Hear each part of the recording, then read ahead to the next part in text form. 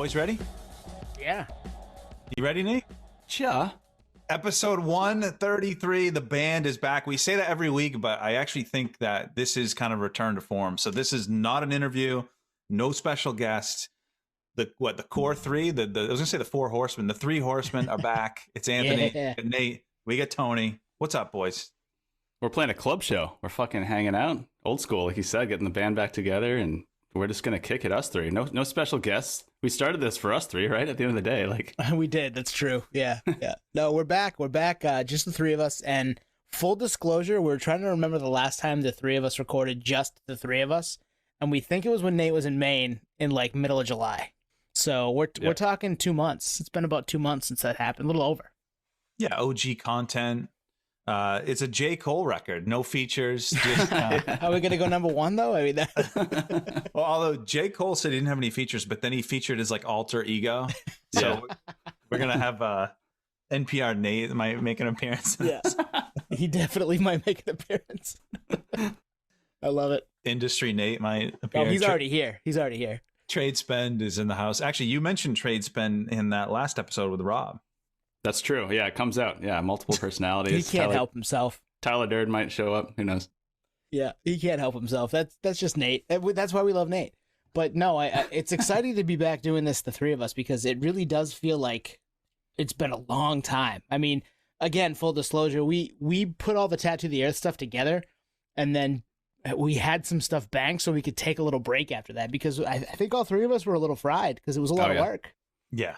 Between normal life, and that was just such an enormous project. I think more than we anticipated. So between logistics and flying and not really knowing what the plan was, although we kind of have a pretty good system internally, but a lot of those interviews were on the fly, right? So we didn't know. We were just like, oh, okay, let's go to our fucking setup up in the seats. And like we've mentioned this on the podcast, we do prepare for those interviews. So there'd be times where we had our questions ready, but wouldn't record for another couple weeks, or just trying to pin down times. Everyone has a life. Some of these bands are on tour, and yeah, a lot of work. I'm glad we did it. Great experience. Fuck, we chatted with LeJohn. We chatted with fucking Hatebreed, Terror. I mean, it was awesome. Yeah, lots of really cool conversations back there. So go check those out. If you're here because of Tattoo the Earth, we appreciate that too. So thanks for sticking around with us and listening to us nerd out about music, because that's what we like to do on a weekly basis, and we don't really feel like slowing down on that. So here we are again. I'm going to do a shout out. I'm shouting out Spose, 3-time former guest. He basically live tweeted the last fucking episode 132, the Perfect Songs 2. I do got some beef with him, though. He was very stern that Eagle Eye Cherry's Safe Tonight was not a perfect song, which I obviously disagree. No, it was awesome to have him live tweet our episode. That's happened twice, and he's been involved both times, which is pretty cool. The episodes we had him on, the Kanye Countdown, somebody else was live tweeting the listen, which was really cool. Yeah, and then Spose himself was live tweeting the listen. So yeah, I disagree too. I think it's a perfect song. I'm with you, Twan. So wait, I have something to say here. If he's the artist and he's saying it's not a perfect song, and we're just fucking fans, we're like, yeah, this is a perfect song, perfect song structure. and he's the artist. Like, who's got more grounds? I want to say us because we're fans and we're almost removed from the process, so we can kind of say organically, like, yeah, dude, food analogy, this shit tastes great. But I mean, he's a nerd too, right? He's a nerd too. Yeah. I mean, I think if you're an artist, you're coming at it from maybe a time signature perspective, chord progression, harmonies, melodies. I mean, I think we can recognize that, but I think when you play an instrument, you'll notice a little, like Greg Bergdorf, knowing there's stage magic going on and all this stuff. It's like, it's stuff that we don't pick up unless someone else points it out, and then we know it. True, and I noticed that stuff more at shows now ever since he told us about it. And we critique podcasts, right? It's like, oh, dude, like, I don't know, it's not a perfect podcast, for whatever reason. Neither are we, though, right? I know, right? Yeah. And the other thing there is, you're right. When you put your editing ears on, which happens a lot for us, for you, especially, yeah. Yeah, well, Twan too, and Yep. I mean, Nate, you listen to it for QC as well, but like, when you put those ears on and then you listen to other podcasts, sometimes they're really huge podcasts, say maybe Bill Simmons or Joe Rogan, and you're like, man, I would have cut that, or I would have cleaned that up here, and that's ruined podcasts for me too. what was that Netflix movie? It was like Don't Look Up or Don't Look Down. What Yeah, was Don't Look Up. Yep. Yeah, so there's a scene in that movie where there's like the camera crew in the background. So if you're a film nerd, you're like, how the fuck did you miss that? So it's the same thing with podcasts. Like, I can hear your chair squeaking the whole time, and sometimes you can't do anything about it, but it does. Sorry. For the trained ear, it's like, if I'm listening to other podcasts, I'm like, how do you miss that? Totally. Yeah, it reminds me. I didn't even watch. Are you guys Game of Thrones fans? Oh yeah, the Starbucks cup. Yeah, the Starbucks cup. I saw that, not even knowing about the show, and thinking like, how the fuck did that make Final Cut? That's insanity. So yeah, just another reason the last season was not very good. Yeah. Hey, maybe Bucks was S Bucks was around back then. We don't even know it. Yeah, right. Oh man, Westeros has a Starbucks in every corner. Right across the street from them, another Starbucks. You guys ever heard that Lewis Black? Yeah. Comedy piece? Yeah. All right, Twan. So what are we doing tonight? What do you got for us? You had some special things that you were going to throw at Nate and I that we don't even know yet.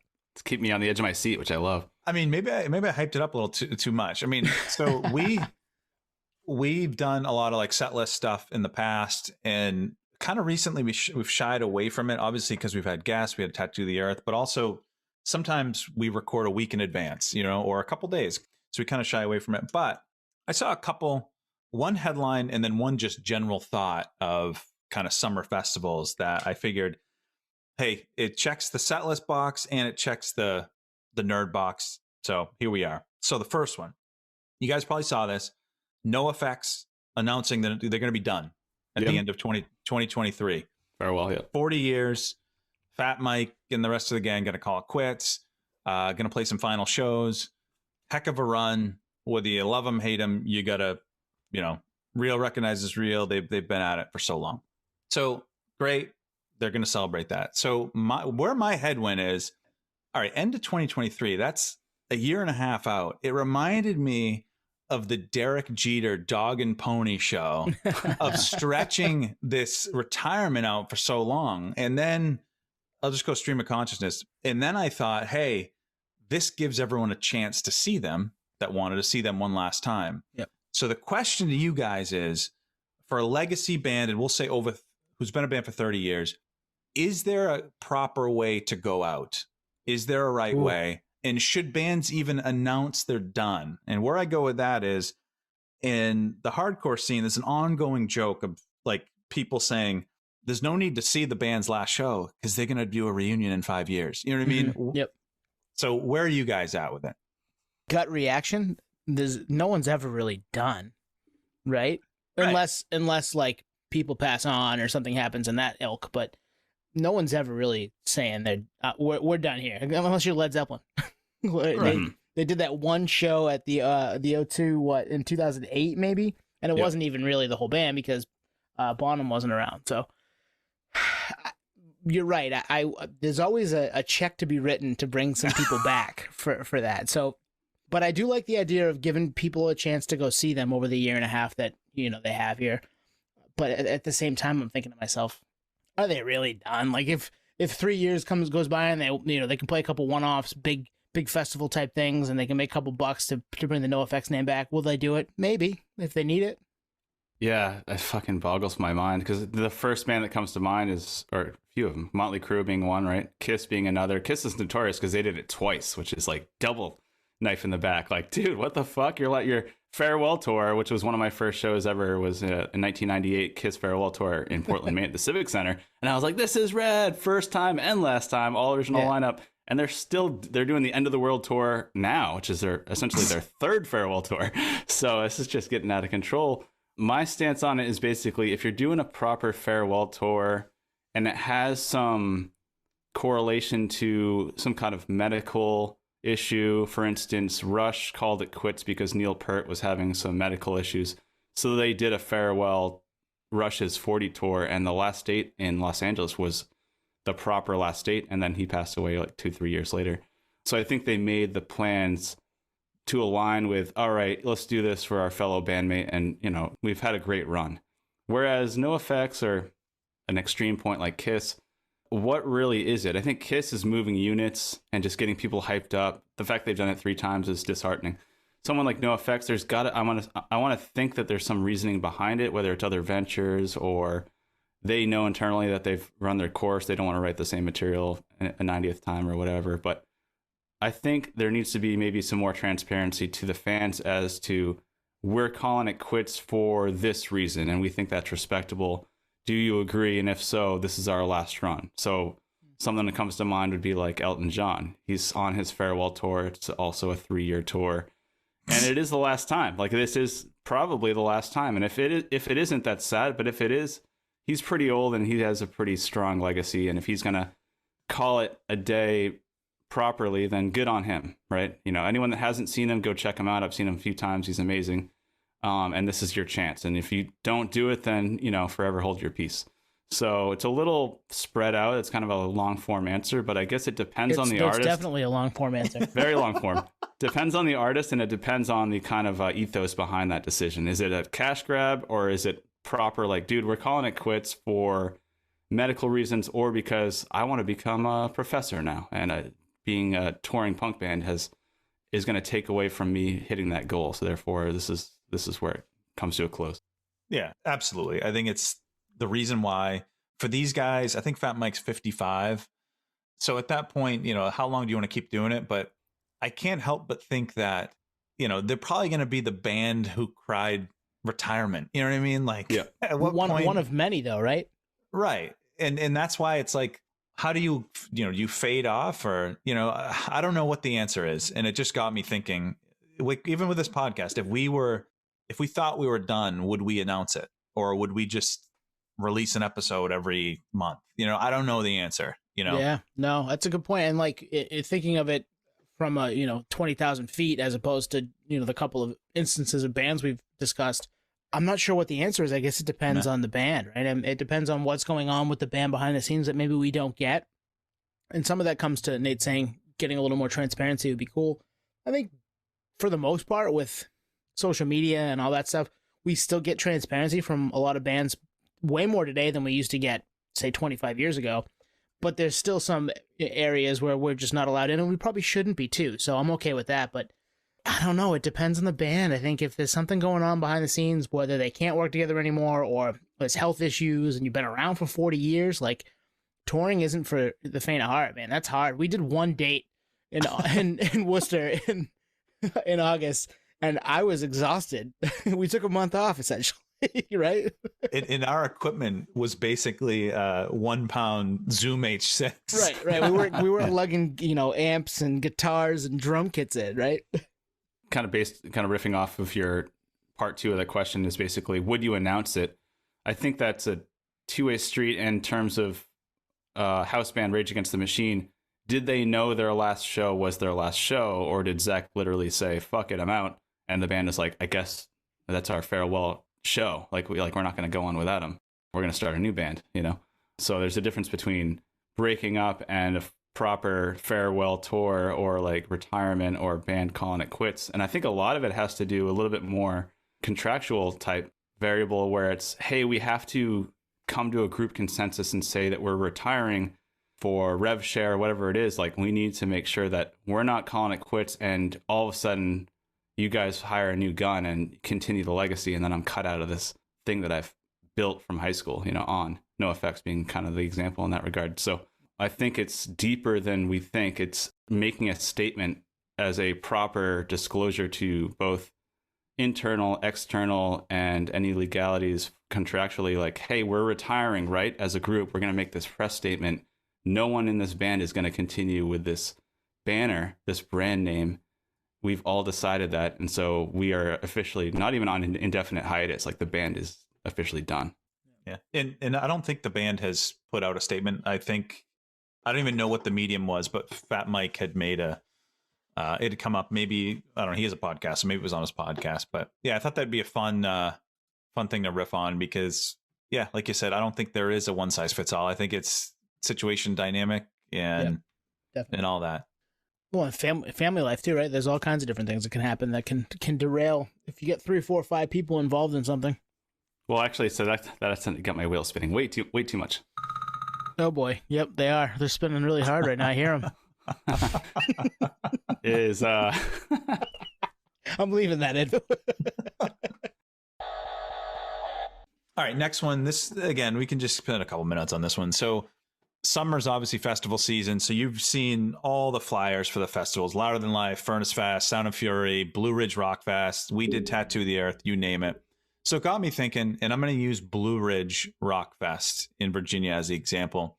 September 8th through the 11th. So it happened, a couple weeks ago at this point. Rock, metalcore, hip hop, it had wings. It spread out genre-wise. Over 180 bands across 4 days. So we're talking 45 bands on average per day across multiple stages, overlapping set times. So I remember just late night, I'm scrolling through and I saw that and I'm like, put on my promoter, economics, businessman hat. And I couldn't help but think, at what point is it diminishing returns? Like, at what point is it too many bands? So I took like one day, and I couldn't help but think that there's a smaller combination of those same bands playing that day that would yield the same amount of attendees. So there's either a promoter accepting that, or it's likely pay to play. And I think just a general thought with this, I think it's a good thing for bands to get put on. Like, that's how you get exposure, however it is. So this is not a knock on Blue Ridge, because we heard it with Ozfest, this pay to play, all that stuff, but it just got my wheels thinking, like, at what point is it too many? Are they just trying to fill the stages? Because there were more stages. Like, how many stages were there? Geez, I think I want to say 4. It would have to be like, okay, so my head goes to, we've got 4 stages, we've got 45 bands, that's what, 10, 11 bands per stage roughly. How, as a ticket buyer, are you like divvying up your time, especially if you're buying the ticket and you don't know how the stages are going to be like sitting, and you don't know when bands are going to go on? Like, man, that just is daunting. It's too much. And I love music. It's too much. Yeah, I think it, coming from a music festival former life veteran, I think it depends on the festival. So like a multi-day camping festival that's in a remote area that's conducive to multiple stages, but in a setup that doesn't allow overlap in terms of, you're hearing someone else's set while you're watching said set, is viable. Because it's like, for instance, Bonnaroo, like there's multiple stages, many stages, and there's many bands. It's packed to the brim, but it's so spread out and the genres are so all over the place that if you just want to check out jam bands, there actually is no overlap, which is kind of nice. That is great. And that's why I like Tattoo the Earth. There was 12 bands one day, and they could do it. One day, 12 bands, no overlap. Stages were within walking distance. And I think you're kind of getting into this, but I'm putting my promoter hat on, and it's like, at what number do I draw the line? You know what I mean? And at what point, because if it's pay to play, then fucking pack them in. Throw a 5th stage in there, Yeah, you're thinking customer experience, but also promoter experience. Like, I'm thinking from a promoter's promotion lens. Give me 60 of them. Give me 100 of them. Like, who cares? Especially if they're paying. Yeah, and that's why, like, I can't help but think, like, a festival like that, just using that as an example, it kind of has to be pay to play, right? Because it doesn't make sense otherwise. Yeah. No, totally. I'm coming at it from the fan aspect, and I'm thinking to myself, how do I even divvy up my time here? And as someone who maybe wants to just go see the jam aspect of a festival, or the metalcore aspect of a festival, cool. But like the 3 of us, we want to get to everything, right? So having that many, that's tough. And that's why, I'm saying to myself, less is more. But at the same time, you're promoting it and you're wearing your promoter hat, and you're saying that these bands are going to give me this much money to get 25 minutes at, Furnace Fest or whatever it is, Blue Ridge Rock, then let's get them in here. Let's pack the people in, make that ticket even higher. Hey, we got 150 bands over whatever many days. Your ticket's going to cost $450 for the weekend. People pay it. And we did the festival episode. Like, I looked at, for the hell of it, I'm a nerd, I looked at set times for Furnace Fest, which is happening, when this drops, it will have just happened, and then Riot Fest in Chicago, right? And I was like, damn, I would have to make tough decisions. I'd have to miss this band, miss that band. So from a user experience perspective, it's too many. Mm-hmm. It's fucking too many. And I just watched that tangent. Just watch that Woodstock doc. Yep. User experience sucked. Mm-hmm. Yeah. We'll save that. We'll save that. We're going off the rails here. Train wreck, right? That was the name of it. Yeah, and Nate can attest. He was there. Yeah. I was there. Yeah. Missing Alanis Morissette to see Korn type thing. It is what it is. Thinking of it as the band or the talent standpoint, also is just something to think about, is the fact that you're really kind of getting screwed. If you're paying to play and you're playing against let's say 2 other bands on 2 different stages, and you're expecting to get maximum exposure, but you're also getting a fraction of what you would have gotten in a normal headline show, because of this, overlap, you're really kind of getting ripped off. And even so, at that point, everyone's getting ripped off except for the actual said promoter. Right? Yeah, and they don't care. They don't care. Yeah. Well, the other thing there too, it's like anything right now. Everybody has a voice, but there's so many voices. How do you differentiate your voice? I mean, we deal with that in the podcast world, and bands have been dealing with that forever. And there were a certain handful of people that would pull them out of obscurity and put them on the radio or whatever. But now it's, here's however much money so I can play this festival so that somebody will see me. And you're hoping you get 18 new fans or 25 new fans, and they tell 25 friends, and it's the same as social media. It's the same as, putting your shit out on Facebook and hoping people click on it and listen to it and like it, right? Well, it reminds me of, like, if I'm a promoter and I have a sell sheet, it's like, you can put yourself in front of 80,000 fans, but it's like, not really. Well, no, there's 5 stages. It's like I'm leasing a building and it's like, well, the foot traffic's this. It's like, yeah, that might be that, but everyone has their fucking head in their phone. They're not looking up. Yeah, exactly. Yep. Man, that's a good one. That's a good question. And it's, go back and listen to our festival episode. We talk about festivals, and we're largely in favor of them, I think. Yes, but I love them. At the same time, because it is bang for your buck, especially if, it's three stages and they're within walking distance of each other, it's a different story. But if it's all over like a massive compound and you've got to get the metalcore stages over there and the 3 miles that way is where the jam band stages, and you want to see both bands or 2 sets of bands, that becomes difficult. You actually get into a mode of planning your day, not spontaneously at all. Like, you're planning it, days in advance. Like, oh, well, I'm going to sacrifice seeing that band because they're playing this one's playing instead. Or I'm going to go full on indie with this festival and not even see bands I've seen, because I've seen them so many times that I'm actually going to focus on artists that I've never even heard of and get my money's worth that way, right? Just kind of go bulk. And I'll check this guy on their headline tour, or he or she or whatever. But great question. Yeah. That was the fun with Warped Tour growing up, is you would plan your, they'd post the set times and you'd plan your day. I remember printing them out and highlighting who I wanted to see, not knowing how close the stages were, because that could be a 1/4-mile hike. So yeah, right. Yeah, it's a fun one. Cool. All right. So, I mean, sticking with the live music theme, let's talk what we've seen this summer, right? We haven't really done an old school, what have you guys been checking out? What have you guys been seeing live? What music are you listening to type episode in quite some time. So we're back to do that right now. Yeah. And we saw, speaking for myself, I saw in the last few months, maybe 6, 7, 8 shows, which is, for me at this age, a lot. Like, I doubled down this summer, and I'm glad I did, because it kind of rejuvenated, maybe it's a bad thing. It rejuvenated my love for live music. Yeah. Bad for my wallet, because some of these prices that I've been looking at for shows coming up, I'm like, when did I get priced out of a 311 show? Like, what the fuck? Come on, Peanut, you've been on the podcast. Right. All right, who's starting us off? Who's fucking opening side one? Let's start with June, right? Because we're going to do this kind of a summer recap. So let's start with June. One of you guys have a June show that you went to that we didn't already talk about? I got one. I'll jump in. Sticks and Stones Fest, Outdoors Palladium.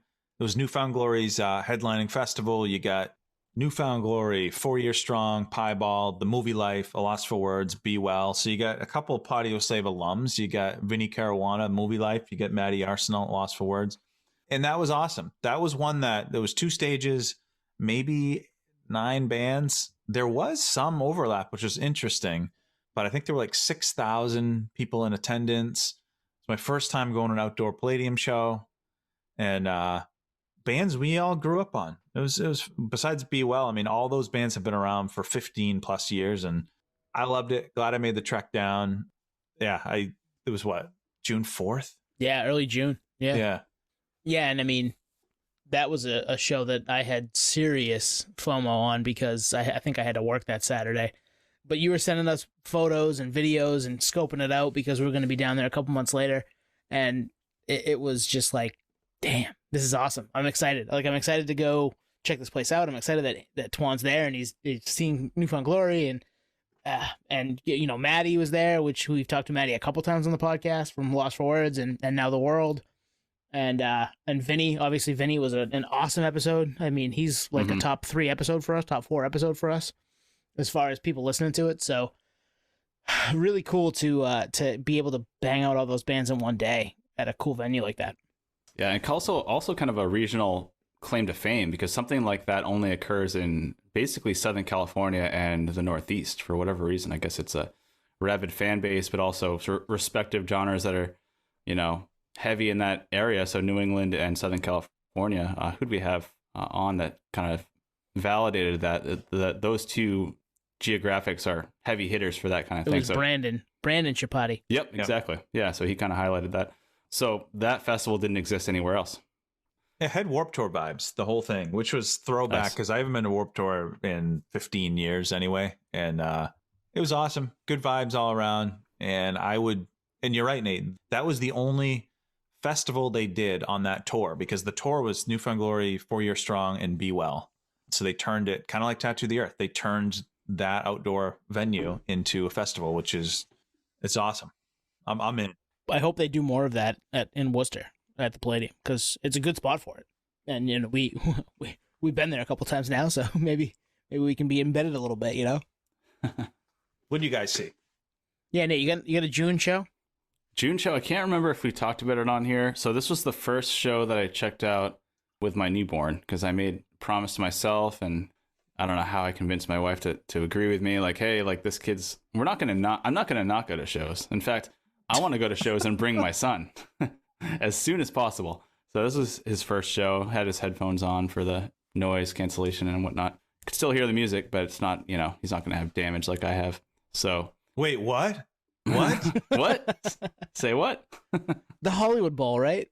No, this was June 3rd, Amos Lee at Humphreys by the Bay. Oh, nice. Little outdoor show on the water. So yeah, the outdoor show is a big proponent on even making it happen, because you got to think, even like early June, we were still kind of figuring out the COVID pandemic situation. So it was like outdoor shows are bust, especially with an infant. So yeah, I don't know if you guys know Amos Lee, but great artist, kind of jazzy, soulful music. I've always loved him. I think he's great. So the fact that he was coming by, I was like, all right, here, you know, this is the one. Let's fucking do it.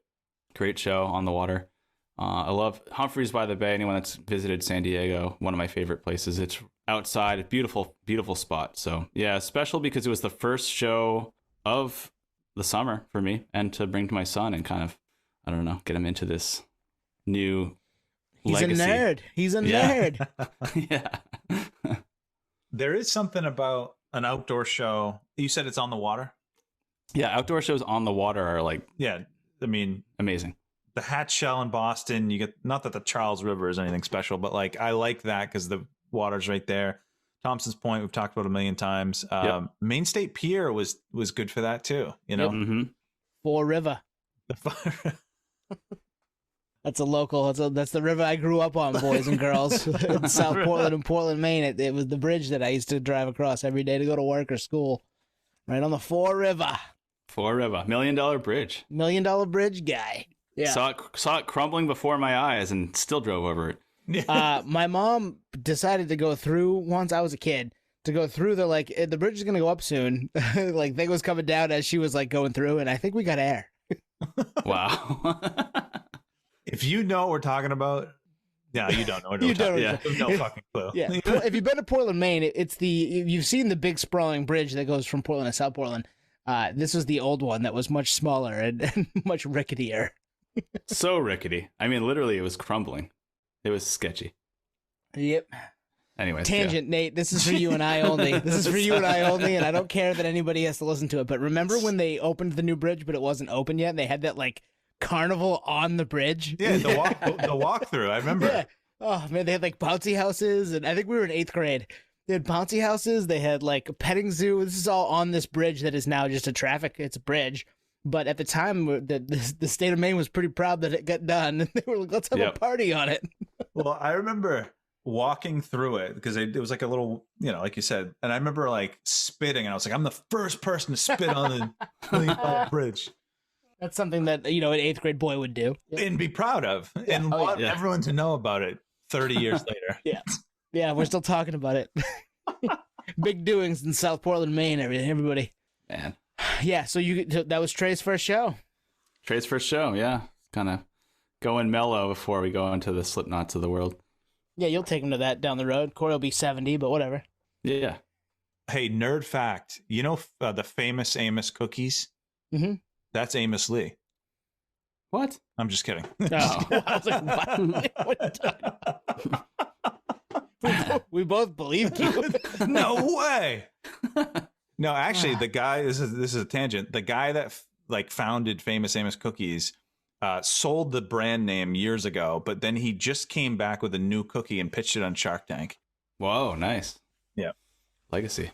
So there you go. Little history there for you cookie buffs. The sidebar episode. The cookie bar episode.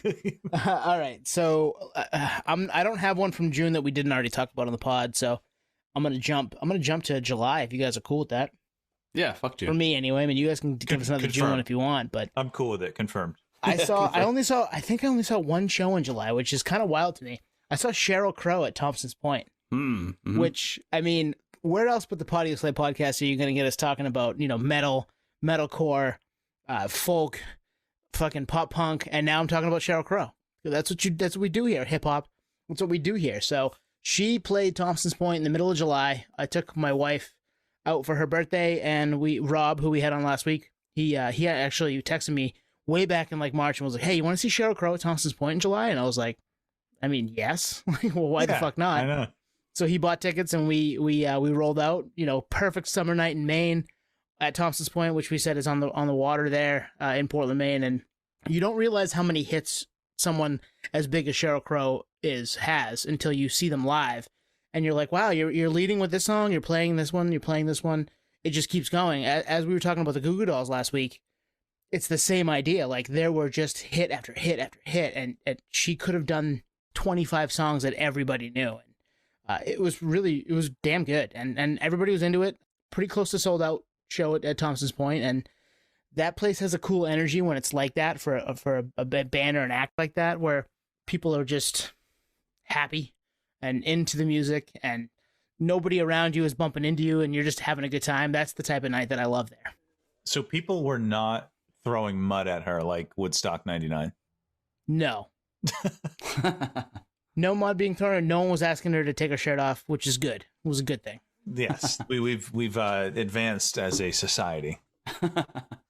Is Sheryl Crow the Foo Fighters of female vocalists? Just hit after hit, and you didn't even know? Like, oh God, everything you write is great. Didn't even know. I mean, I knew, but yeah, I mean, maybe she has just so many songs that you don't realize that you're aware of, and until she's playing them live for you, and you're like, like 40 years of being in the industry or whatever it is.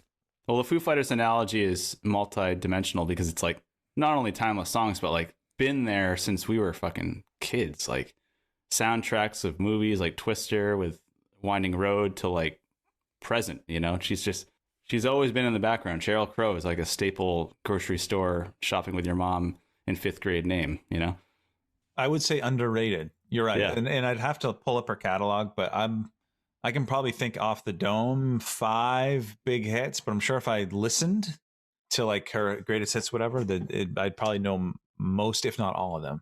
Mm-hmm. Yeah. Do we take Sheryl Crow for granted? I think the answer is probably yes. Yes. And she's what, 60? Pushing 60 if she's not 60. Yeah. Wow. Yeah. I'll fact check for us right now, but she's right around there. And there was a documentary she was talking about, and played a couple new songs, and they were really good too. Like just all around, like uber talented. She's a 90s OG. Any opener with her? I don't think there needs to be, but was there? I think there was, and we weren't there for it. She is 60, turned 60 this year. Wow. Hey, a lot of musicians in her age range see him while you can, because I assume she still had it, one, and two, still performing at a high level. Mm-hmm. Totally. Yeah. All right, what do you guys got for July? You got a July show to throw at us here? I saw one show, I think, in July. It was Third Eye Blind, Taking Back Sunday, and Hockey Dad, which I think is a bandicap. I mean, Yeah. I saw like half of their set, but you know, it's that whole baseball themed or sports themed. So like, who am I thinking of? Free Throw and modern baseball, Hockey Dad. It fits that, you know. But it was at Mohegan Sun Arena. Soccer Mommy. Soccer. Real band name. Soccer Mommy. Real or fake? And Hockey Dad, co-headline. With Free Throw and Knuckle Puck. It's funny, if I've done this before. If you go on Spotify and type in any one of those bands with the sports names, the recommended, if you like, it's a lot of other sports names. Yep. Yep. That's hilarious. Fastball. Fastball. 90s OG. Hey, that was a curveball, Nate. Good curveball. curveball. Oh boy! All right, so you saw Free Throw or whoever with with Third Eye Blind and Taking Back Sunday, which is really what we want to talk about here. Yeah, so it was at Mohegan Sun Arena, which I don't know if it should be called an arena. Like, I don't know what the cap is there, but it wasn't. I don't know how many people were there. Maybe 8,000. Is that an arena? Who knows? Mm-hmm. I missed a couple of Taking Back Sunday's songs because I was in line to get beer. But luckily, at a show like that, they have monitors inside, so you can least like see. You can hear it, but you can also see it too. But they played a good mix of old and new. They played, if you're into Tell All Your Friends, they played Cute Without the E, Timberwolves in New Jersey, You So Last Summer, Make Damn Sure, Flicker Fade, which is a more recent song, which is really good. Adam Lazzaro, he was like bantering in a good way, like good banter between songs, and it was good. Third Eye Blind, I've probably seen them a half dozen times. I think it was probably the best time I've seen them. And it's one of those things that, you know, you see a band at the end of the career or near the end, who knows how long they'll be playing, you get the full catalog. And Jenkins was feeling it. His voice was great. They did about 25 songs. The first few songs, maybe the first half dozen, were like a medley. He would sing the first verse into the chorus, and then they'd kind of transition, which, you know, if that's how I get all those songs, I'm good with it. And they played 25, so you got pretty much everything you wanted to hear. Played slow motion, the crowd fucking sang louder than Jenkins. It was awesome.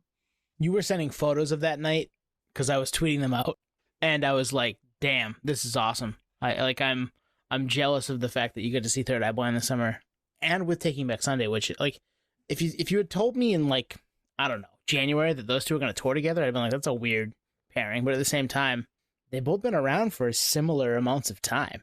So yeah. At least in the music industry, maybe not Taking Back Sunday to the same level as Third Eye Blind, but not far off, right? I mean, 4 or 5 years difference. And I've been listening to them for both, you know, that amount of time, 20, 25 years, depending on the band. And to get to see both of them together at a place, you know, where you can gamble too, like, fuck yeah, that sounds awesome. Yeah, win-win. And you mentioned the medley thing too, where I was like, I remember when you were texting us about the medley thing, and I was thinking, man, it's weird that bands do that. I was just thinking kind of candidly at the moment, like, it's weird bands do that. But now that you basically just changed my mind. You're welcome. You're absolutely welcome. Yeah, because it's Nice. like, oh, you at least get part of it, and that's better than not getting it at all. Because nothing sucks more than leaving a show and being like, man, great show, but I was hoping to hear this, and this, which is a big ask. Yep. So if you're getting part of it and you're getting 25 songs, I think that's actually, you're walking out pretty satisfied at that point. No, I agree. And I mean, would it have been better if they played the whole thing? Yeah, but can Jenkins can he do 30 songs? Probably not. I think most vocalists in their 50s can. That is a lot. Yeah. And then just about Taking Back Sunday, a couple of years ago, they took out Saves the Day. So I think it's a good move. They take a legacy band, you know, Saves the Day's been around since the late 90s, but from a different scene. So you're going to get, although I don't think they need it. I think they played the House of Blues. Like, yeah, they probably didn't need to. It's like the whole diminishing returns thing. You know what I mean? Do you even need to take out? You can probably fill that room on your own. But like for this tour where they were playing bigger places and outdoor places, it makes complete sense. You're pulling in some legacy fans of Taking Back Sunday and then yourself. And then like maybe people go to see Taking Back Sunday and then they're there and they're like, holy shit, I forgot how much I like Third Eye Blind. And then they're buying a t-shirt. So it makes sense. Yeah. It is a good pairing. Yeah, the dual headliner, you can't go wrong because I've seen Third Eye Blind a ton. But when they bring on, like you said, Saves the Day, or I think the tour before the pandemic, they brought Jimmy Eat World with them, you know, you're like, I like both those bands. I saw that. Yeah, I saw that show. Yeah, why would I skip this show? You know, I might as well get 2 for 1. So, and in terms of Jenkins getting older, I mean, losing a whole year, I mean, how much longer is he going to be able to do the scream in that song? You know, so he can still do it, man. or graduate. Yeah, it's been 3 years since I've seen them, but he can still do it. Impressive, yeah. Great, Bill. I'm jealous of that. All right, Nate, what do you got? So this show was, I guess, properly the first show of summer 2022 for me. Was in Maine. I was hoping you guys would be able to get to this show too. Was randomly in Sydney, Maine. Was Michael Franti and Spearhead. Me and my wife, big fans. Rob Riccatelli was on here. He was there, so I got to, you know, it was almost like this perfect rendezvous of like, I want to see a show in Maine when I'm back. I don't care where it is, so the fact that it's in the middle of nowhere, Maine, is fucking whatever. See a good friend and just be in basically a non-traditional venue. It's basically like a music school, and they have a stage set up for national acts. I think this is a new revelation as of this season. So Michael Franti being a national was a big deal for them to secure that talent, probably. And it was great, man. It was outside in the woods. You know, I just gotten up from New York City, so I flew into New York and then went to Maine and basically went to the show directly. And it was like a welcome home, basically. Like, not only am I back in this great state of Maine, in the thick of it with, you know, the pine and the nature, with friends, but also a very inspirational artist, Michael Franti, and his message, which is, you know, positivity and unity. And with my son, again, like second show for him, so to bring him and have him experience this kind of part of my life that is very important, and with my wife and friends, and just be there to really just celebrate life, but also getting back together, because the whole pandemic just really shut these types of experiences down. So this was like a multi-dimensional celebration of life, and yeah, it was very special. There was an energy at that show, which there always is at a Franti show, but this one in particular for me, with my newborn, like, oh God, this is something I've been thinking about since, I don't know, since I was in high school. Like, I want to be in a situation like this, and it happened pretty organically. So, yeah. I get 2 thoughts. One is start that spreadsheet for him, man. Keep a log so he knows all the shows he's been to. That's the good stuff. Trey? Totally. Yeah. And then the second thing is I scour the internet, if not daily, every other day for shows in Maine. I didn't come across that show. And then you, 3,000 miles away, sniffs it out in 2 seconds. I don't know what the fuck happened. And I'm on Instagram. And granted, that's curated, so you're going to miss a lot of stuff. But Facebook, I search events. I'll go to the events tab. I'll type in Portland, whatever. I'm on Polestar. I'm on Bands in Town. You name it. I go on Ticketmaster. I couldn't sniff that show out at all. So I don't know how you found it, but that one, yeah, no, and it's a good point, because I actually search all those mediums as well. And it's funny, it actually proves that if you're in an independent venue and you're not in the collective boys club of Live Nation or whatever it is, promotional element, you're kind of left in the dust, or you're being canceled out by pay to play. Pay to play or search engine optimization, whatever it is. So this one was basically, I saw his tour announcement and saw that Maine was on there, and I zoomed in and saw it was Sydney and not Portland. I was like, I don't even know where Sydney is, but, you know, check it out. If it wasn't for that, it wasn't promoted properly, and it was because it was basically a music school that happened to land a national talent. So they probably don't really, and I hate to say this, but as a music school, I guess didn't have the proper infrastructure to promote that show, because otherwise I would have known about it either. But I mean, it sold well, and there were a lot of people there, and it was a good time, so it probably doesn't matter, right? Yeah. They don't need me there. Yeah. Well, no, if anything, it shows that, hey, you can throw a concert anywhere, and if you have the fan base or just the best thing in town going on that night, you can draw a crowd. But yeah, promotional, you know, the promotional element was definitely all in Michael Franti's camp. They probably sold all the tickets, yeah. Yeah, and that just shows you if he is talk about cult following, and maybe that'll be a future episode. Cult followings, big time cult following that his people would, if you're in the region, would come up for it, and that's one that people might have even come down from Canada for. Oh, totally. Yep. One, it was July, right, or late June. July 1st, yeah. So it was like the start of summer, basically. Summer in Maine, can't beat it. Yep. That's an area that you would not think of in Maine that would get shows. Like Bangor gets them, Portland gets them, Augusta sometimes, but it's never really, you're not thinking of off the beaten path like Sydney, which is, Waterville, just north of Augusta area. So I'm jealous. Like I wanted to go. I think I was in Kennebunk, which is a solid 2+ hours away until like 6:00 that night. So it was just not happening for me. But I mean, Rob being like, hey, Fronte's playing in Sydney, Maine. And I was like, what the fuck are you talking about? That's not real.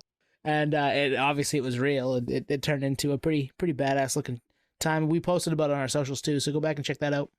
Nice. What do you got, Tone? I saw 4 shows in August. Tattoo the Earth, which we've covered. I'm not going to do that. But went with Street Team President P. Luck to see Atmosphere and Iration at Thompson's Point in early August. Nice. And then I've seen Iration there before. Who did they open for? They opened for 311 last summer. We all saw them, and they were awesome. Yeah, they were. They were awesome again this night, and then to get to see Atmosphere outside at Thompson's Point, which was kind of it was a weird spot to see Atmosphere, but I've seen Atmosphere 15 times in 20 years, and to get to see them in another venue that I would never have thought to see. I saw them at the Space Gallery in 2005 maybe or 2004. And that holds maybe, I don't know, a couple hundred people. Yep. To a place where in Portland they're playing a place that holds, 8,000. And I think there were probably half that there, Pretty wild for them to have come that far in a place that they're not from. Portland loves Atmosphere. And it's another one of those weird bills where like Iration's more like kind of reggae, folky. And then you get Atmosphere, who's underground hip hop, but like lives in that reggae folky world. They play Cali Roots every year and it just fits for them to bring a band like that out with them.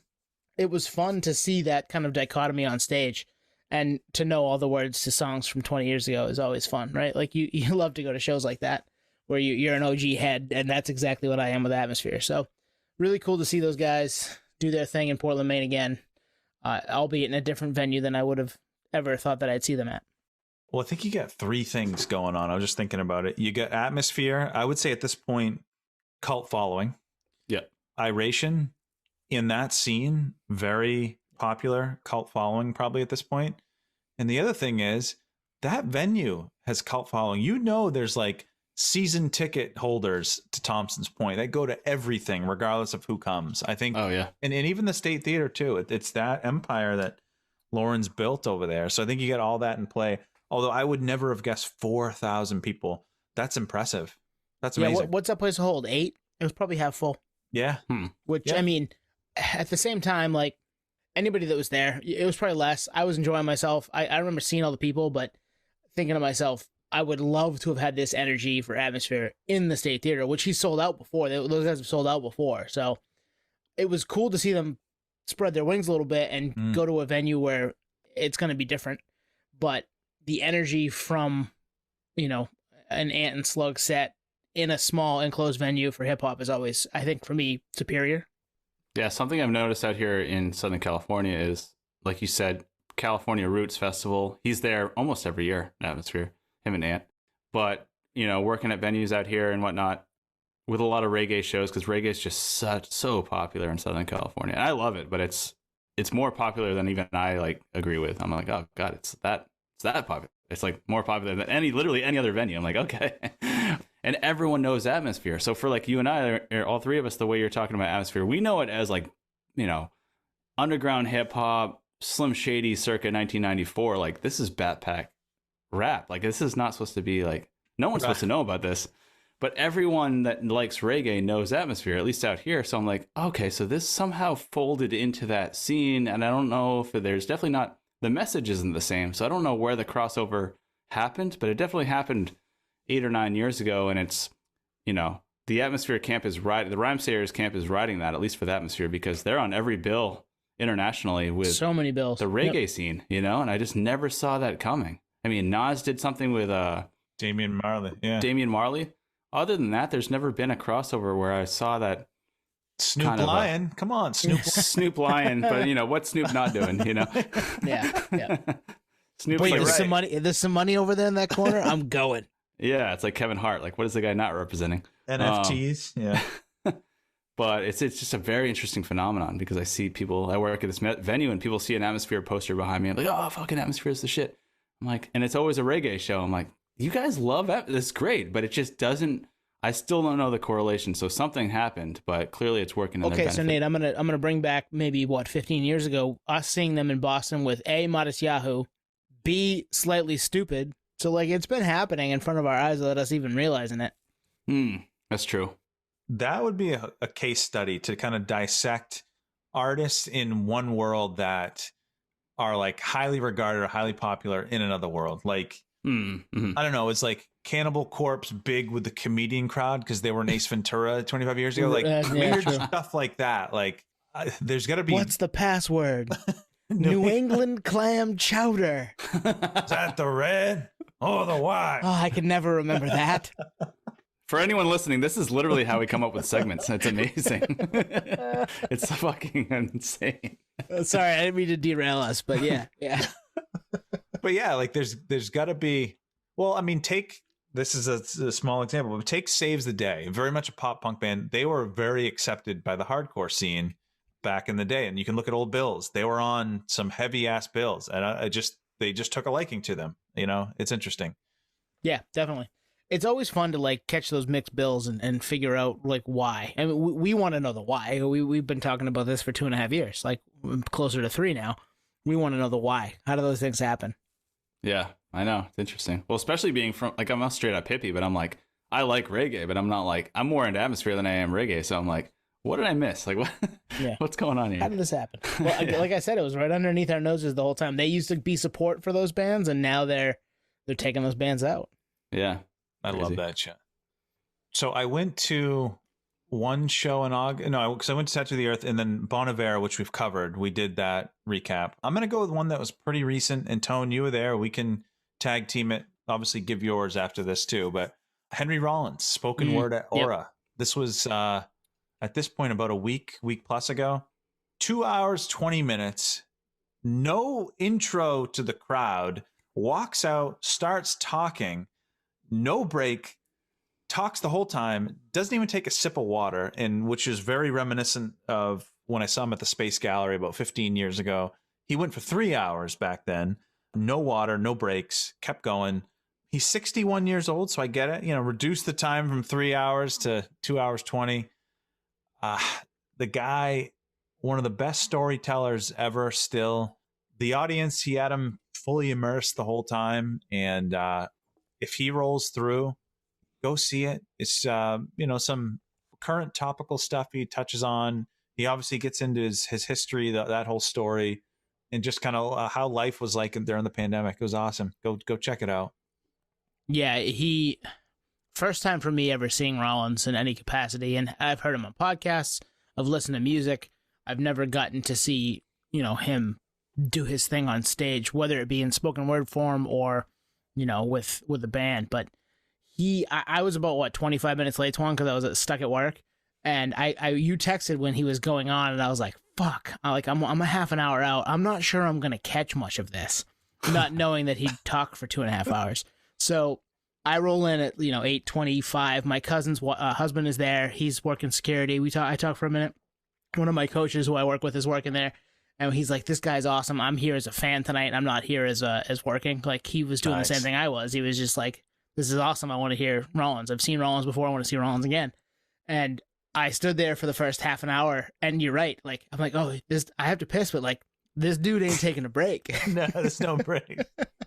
And then I ran into you, Twan, and your wife. And I ended up finding the seat right in front of you guys for the last probably half an hour. And yeah, he is super engaging. Awesome storyteller. And absolutely go see him if you have a chance, because there's nobody like him. There's just nobody like him. It's crazy. I remember us, younger back in the day. He used to play the State Theater all the time.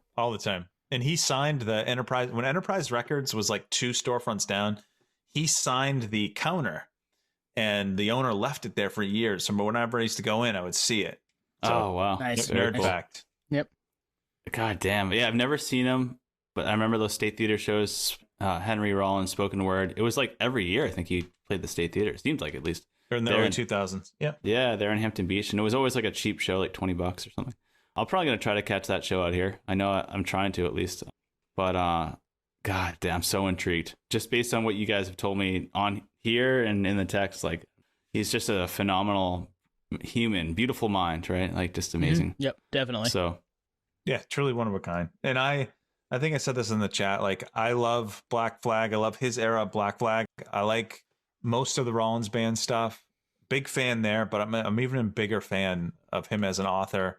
And the spoken word is right up there too. Like, he's just an interesting cat that's lived a very unique life. Like, he's so relatable in a lot of what he says, and then he says a lot of things I can't relate to, which has me probably even more engaged.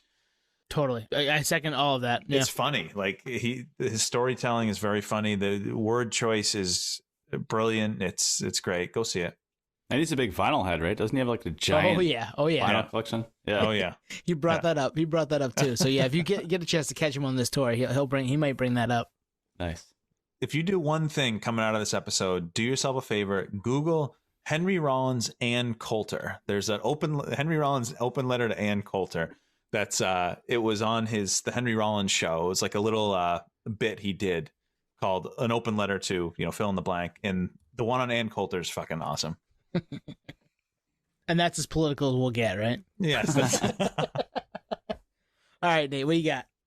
All right, so it's kind of similar to you. I'm going to run through just a few that I went through. So end of July, like literally the last day, July 31st, I made a promise to myself back in 2020. I think it was December. Whenever they announced Frusciante was coming back to the Chili Peppers, I told myself, no matter fucking what, I will see this band when Frusciante returns, because he's, at least for our generation, maybe the best guitarist of all time. Like, just masterful.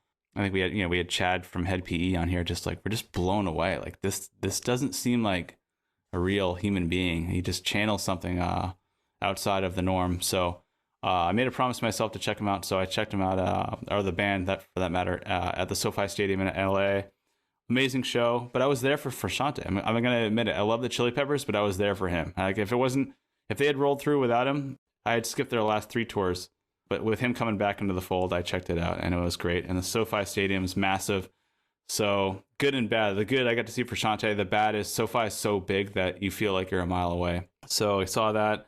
But I really wanted to touch on a few more that I actually saw in August. So Tedeschi Trucks Band, which was at the Cal Coast Open Air Theater. So kind of like an open venue, outdoor venue again. Really cool. Great little jam band.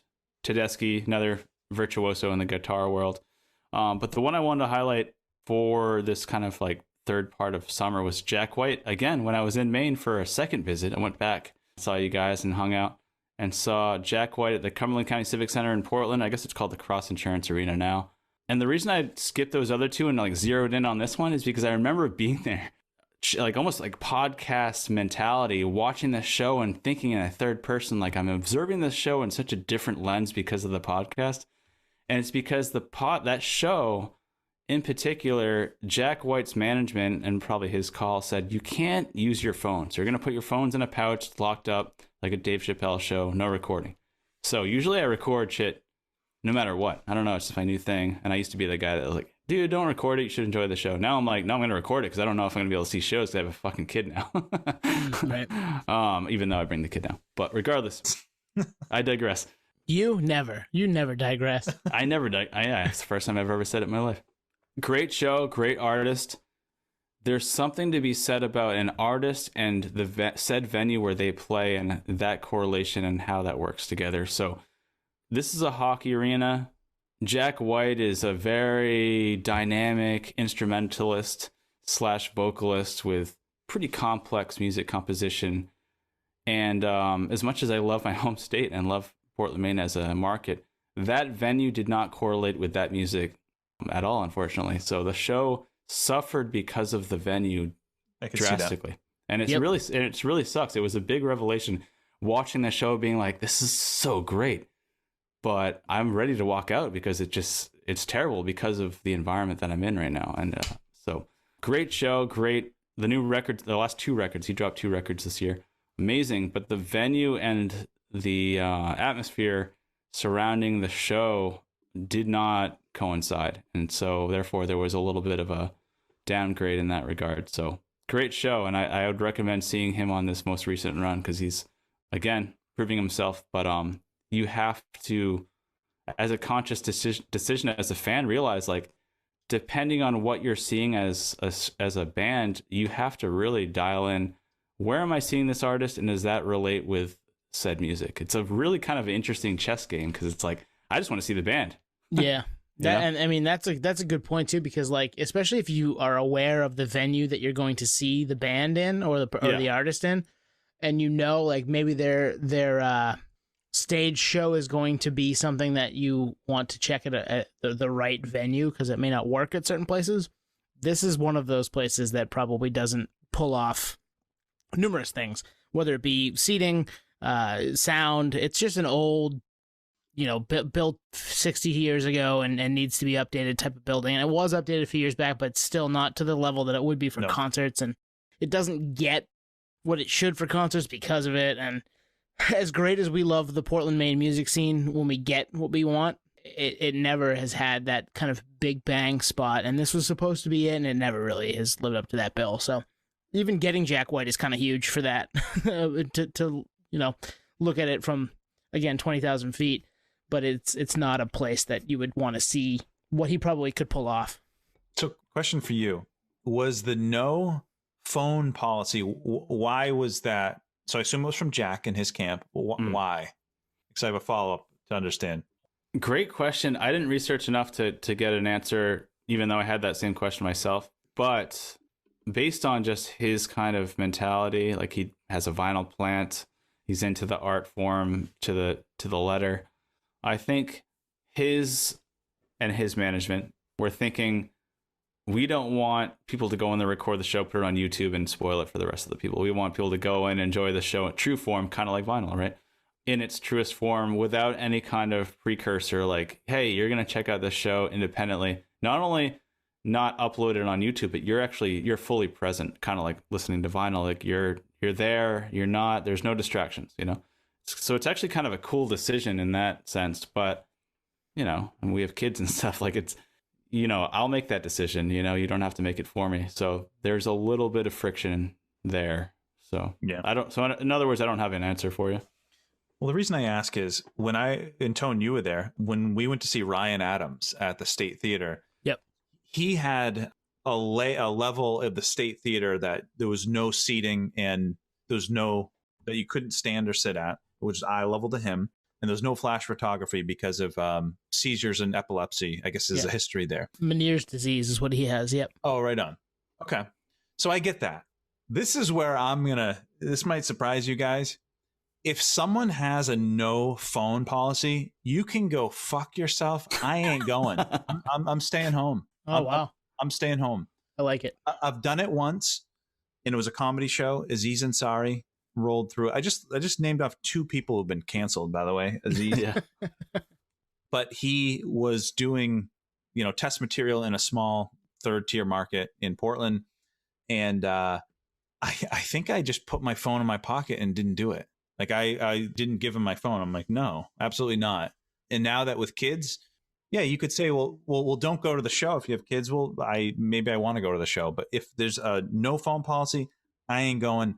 Shove it up your ass. That's where I'm at. I've only done it once, and it was Chappelle, as Nate mentioned, at Merrill Auditorium in Portland, Maine. And at the time, I was all about it. I was fine with it. But the more comedy makes more sense to me. Music, it does. Yep. Comedy, you're trying not to get canceled for being in the moment and something happening, or somebody doing something stupid at your show and you dealing with them. So that I get. But at the same time, like music, yeah, I probably am like, why is this a no phone thing? Like I can't take like a 30-second video that it doesn't do the show justice. Everybody knows it doesn't do the show justice compared to what you were, when you're in the building. The sound is never as good on your phone 3 days later, right? I mean, it just doesn't sound the same. But that being said, check us out at podioslave.com. But we don't need to be like told not to do that. Like we all know it's not going to be the same. So like a phone, who's recording the whole show and putting it on YouTube? Like why'd you pay for a ticket to do that? How much money are you going to make on YouTube doing that? You can. You won't make the criteria. They won't. They cut you down. Yeah. Yeah. And I guess my whole thing is like, you want to be present. Well, for me personally, my optimal experience is it's almost like I have my phone there to be pop-up video. It's my own pop-up video. I can look at, okay, well, what album was this off? Or like, maybe I want to know the set lists, you know? Yep. For me, it enhances it. And if I'm paying the money, deal with it. And I can understand the artist saying, well, I'm performing, deal with it. It's like, yeah, well, I just won't go. I mean, yeah, no, I agree with you to an extent. Like, obviously I dealt with it and put it in a bag, and it was strange. I think it's the first time I've ever done that. No, I did it. I did do it at Chappelle as well. But yeah, there was like, I didn't research why, and there was no disclosure at the building as to why. Like, this is to enhance the experience, or there's a lot of, I don't know, intellectual property that we don't want to be replicated, so we're no phones, whatever it is. Like, there was nothing. It was just basically like, yeah, oh, you're here, great, here's your bag. It's like, oh, it's kind of like you don't have a choice. You're yes or no, you know, very polarizing in that sense.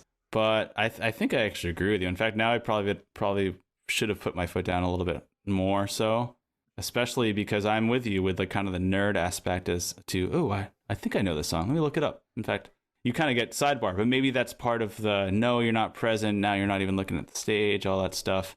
There's one exception. U2, Bono has some kind of issue with his eyes. There's actually a reason why he wears sunglasses at night. It's probably the same issue that Ryan Adams had, Meniere's type of deal. Yeah, I think it's similar, yeah. So like he has some sensitivity to flash, but they still don't ban phones, right? So right. No, I've taken numerous photos and videos at U2 shows. Yeah, so to your point, like, do you really have to tell people, sorry, it's this or that, is pretty intrusive, yeah. All right, yeah, so I have a couple that I just want to kind of talk about. We'll do them briefly. I was the MC at Trawl's EP release party, which was badass. I don't think we got to talk about it because of all the Tied to the Air stuff, but got to introduce the bands at their EP release party at Portland House of Music in Portland, Maine. We are on Kaiju King, which is on the EP. Like, it's amazing. Everything about being, you know, friends with those guys has been really cool. Seth, Sean, Justin, and now Adam. Really cool. And Gary before him are really cool. And to be part of a big night for them with an EP that has, you know, been #1 at Bull Moose in all of August and most of September.